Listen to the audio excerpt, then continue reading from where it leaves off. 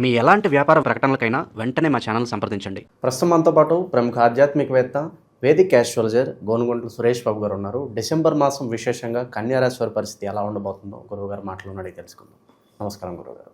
మణికంఠ గారు నమస్కారం అండి. సంవత్సరం చివరిలో వచ్చేసాం మనం. డిసెంబర్ మాసం కన్యా రాశి వారి పరిస్థితి ఏ విధంగా ఉండబోతుంది? అదృష్టం వెంటాడుతుందా లేదంటే దురదృష్టం కొనసాగుతుందా? ఓవరాల్గా ఎలాంటి జాగ్రత్తలు తీసుకోవాలి ఈ నెల?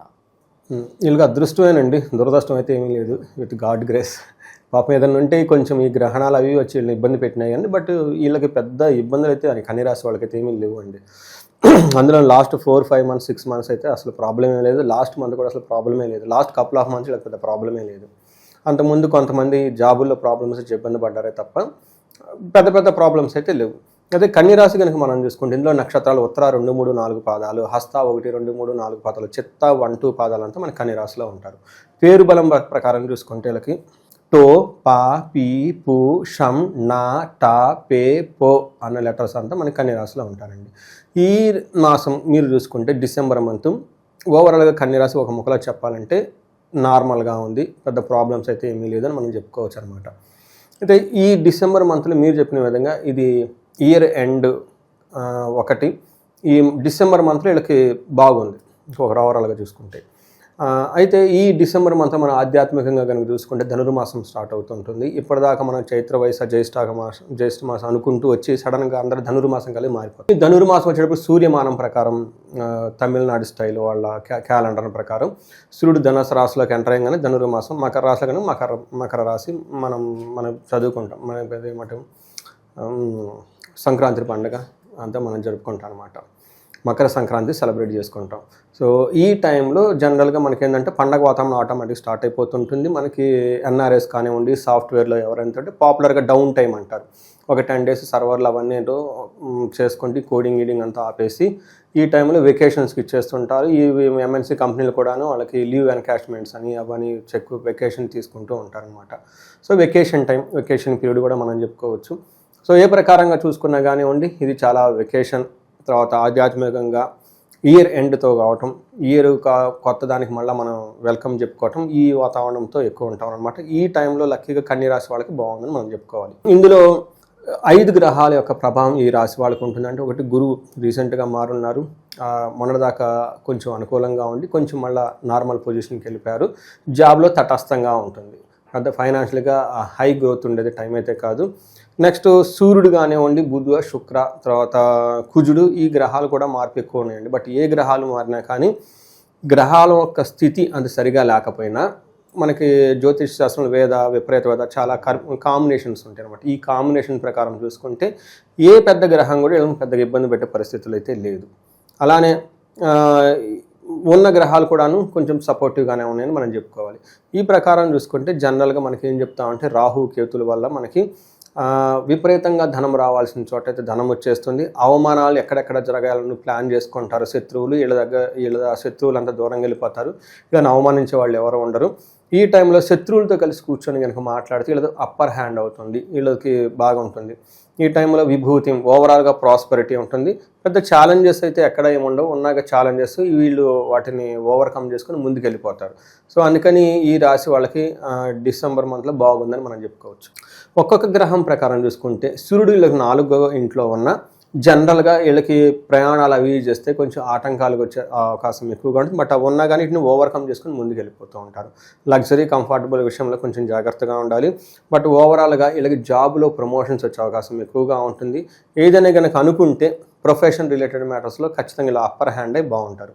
కుజుడు అగైన్ వీళ్ళకి మిక్స్డ్గా ఉన్నారండి. కొన్ని విషయాల్లో ధన ప్రవాహాన్ని తీసుకొస్తున్నారు. కుజుడు మాత్రం కొంచెం ఇబ్బందులు పెట్టే అవకాశం ఎక్కువగా ఉంటుంది. వీళ్ళకి ఏమని చెప్తారు, భాగ్యహాని, భయం, క్రూరం, బంధువైరం, ధనక్షయం, దేహ రోగాది పీడనం, సంతాపం, చతుర్థ స్థానకే కుజ అని చెప్తారు. అంటే ఈ టైంలో కొంచెం లక్ అంట కదా, ఆ లక్ కొంచెం తక్కువగా ఉండటం, కొంచెం భయం కలిగే పరిస్థితులు ఎక్కువ ఉంటారు, క్రూరబుద్ధితో కలిగి ఉంటారు, బంధువులతో గొడవలు పెట్టేసి కొంచెం హెల్త్ కాంప్లికేషన్స్ ఉండే అవకాశం ఉంటుంది. అంటే కుజుడు కొంచెం ఇబ్బంది పెడుతున్నారు. అగైన్ శుక్రుడు కొంచెం ఏమని చెప్తారంటే 3వ ఇంట్లో ఉన్నారన్నమాట. వీళ్ళకి ఉండటంతో వాణిజ్యానికి సంబంధించి బిజినెస్ పీపుల్కి ధనం విషయంలో కొంచెం జాగ్రత్తగా ఉండాలి. శత్రు వృద్ధి, ధనక్షయం, శత్రువులు పెరుగుతారు కానీ వీళ్ళనైతే ఏమీ చేయలేరు.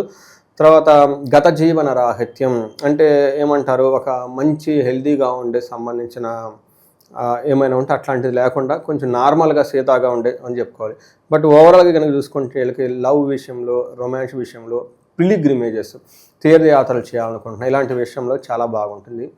ఓవరాల్గా చిన్న చిన్న లేకుండా ఏమి ఉండదు, బట్ ఓవరాల్గా బాగుంటుంది. సిచ్యువేషన్స్ అంతా వీళ్ళ కంట్రోల్లో ఉండి చక్కగా ముందుకు వెళ్ళిపోయే మంత్ అని మనం చెప్పుకోవాలి. ఇక ఈ రాశిలో ఏ నక్షత్రాల వాళ్ళు ఉంటారు, వాళ్ళకి ఎలా ఉండబోతుంది గురుగారు ప్రత్యేక? మనకి ఉత్తర హస్త, చిత్త 3 నక్షత్రాలు ఇందులో ఉంటాయండి. ఇందులో ఉత్తర ఫాల్గుణ నక్షత్రం వాళ్ళకి ఈ మంత్ అంతా జయప్రదంగా ఉంటుంది, ధనలాభం ఉంటుంది, విశేషంగా ధనలాభం ఉంటుంది. Positive side. నెగిటివ్ సైడ్లో బంధనము, కలహము, భయము అంటే ఏదో ఒక విషయంలో భయపడే పరిస్థితి వచ్చింది, బంధించబడినట్లు ఉండే పరిస్థితి వచ్చేస్తుంది, కలహము, గొడవలు అయ్యే అవకాశం ఎక్కువగా ఉంటుంది. బట్ ఓవరాల్గా కుజుని వల్ల ఈ 3 నక్షత్రాలు కూడా వీళ్ళకి అన్నాదమ్ముల వల్ల గొడవ, ఆస్తిపాస్తుల వల్ల గొడవ, రియల్ ఎస్టేట్ రిలేటెడ్ గొడవలు వచ్చే అవకాశం ఎక్కువగా ఉంటుంది. హస్త నక్షత్రం వాళ్ళకి జయప్రదంగా ఉంటుంది ఈ మంత్ అంతా, ఇన్ని ఇబ్బందులు పడినా. ధనలాభం ఉంటుంది, విశేష ధనలాభం ఉంటుంది. బట్ భయము, బంధనము, కలహము, గొడవల ద్వారా భయపడినట్లు ఉంటారు, బంధించబడినట్లు ఉంటారు అనమాట ఈ పరిస్థితి. తర్వాత చిత్తా నక్షత్రం వాళ్ళకి ఐశ్వర్యవంతంగా ఉంటుంది, జయప్రదంగా ఉంటుంది, ధనలాభము చూపిస్తుంది, విశేష ధనలాభము చూపిస్తుంది.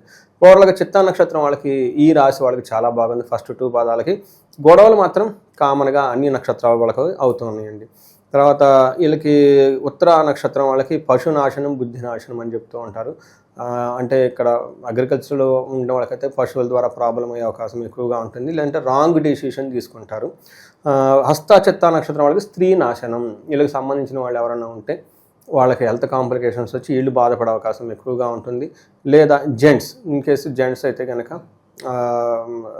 జెంట్స్ అయితే లేడీస్ అయితే జెంట్స్ ద్వారా వీళ్ళకి వాళ్ళకి సంబంధించిన వాళ్ళు ఇబ్బంది పడితే తద్వారా వీళ్ళు ఇబ్బందులు పెట్టే అవకాశం ఎక్కువగా ఉంటుంది. సో మనం చెప్పుకున్నట్లుగా ముందు పెద్ద వీళ్ళకి ఇబ్బందికరమైన పరిస్థితులు ఏమీ లేదు, చక్కగా హ్యాపీగా ఉండొచ్చు అని నేను చెప్పుకుంటున్నానండి. ఓకే, ఇంకా విశేషమైన ఫలితాలు వీళ్ళు అందిపుచ్చుకోవాలంటే ఎటువంటి పరిహారాలు అత్యవసరం అంటారు వీళ్ళకి? ఇక కుజుడికి సంబంధించి కొంచెం జాగ్రత్తగా ఉండాలండి. ఎందుకంటే కుజుడు వల్ల వీళ్ళకి గొడవలు అయ్యే అవకాశం ఎక్కువ. కుజ అంటేనే ఫైర్ ప్లానెట్. సో వీళ్ళకి ఈ గ్రహం ప్రతికూలంగా ఉండటంతో వృధాగా కోప్పడడం, ఆడవటం, గొడవలు చేయడం అవకాశం ఎక్కువ ఉంటుంది. వీళ్ళు సుబ్రహ్మణ్యేశ్వర స్వామికి సంబంధించిన అష్టకం కానివ్వండి, సుబ్రహ్మణ్య స్వామి భుజంగ స్తోత్రము, లేదంటే కుక్కే సుబ్రహ్మణ్యము, ఇలా మనకి సుబ్రహ్మణ్యేశ్వర స్వామికి సంబంధించిన గుడులు అవన్నీ తిరుగుతూ ఉంటే చాలా బాగుంటుంది. కందులు 1 కేజీ దాని వచ్చినా చాలా బాగుంటుంది. ఏమంటే నార్మల్గా. బట్ ఎవరికైనా పెద్ద పెద్ద ప్రాబ్లమ్స్ ఉన్నాయి, ఈ రాశిలో ఉన్న వాళ్ళు బిజినెస్లు చేస్తూ ధనానికి ఇబ్బంది పడుతుంటే స్వర్ణలక్ష్మి విశేష హోమం చేయించుకుంటే చాలా బాగుంటుంది. భార్యాభర్తల మధ్య అన్యోన్యతను చక్కగా పెరగాలి. పెళ్లి కావటం లేదు, ఇబ్బంది పడుతూ ఉంటారంటే విశ్వావసు గంధర్వరాజ హోమం అన్నట్టుంది, ఇది చేయించుకుంటే. అలాగే కొంతమందికి ఏమంటే హెల్త్ కాంప్లికేషన్స్ ఎక్కువగా ఉంటూ ఉంటాయి. మేము లాస్ట్ మంత్లో, అంతకుముందు మంత్లో కొంచెం సీరియస్గా అమృత మృత్యుంజయ మహాపాశుపత హోమం అని చెప్పేసి కొంచెం చేసినమాట. సో వాళ్ళకి ఆయుష్ పెరగాలని చెప్పేసి 1-2 క్లయింట్లకు చేయించుకుని, అందులో ఒక US క్లయింట్ కూడా ఉన్నారు.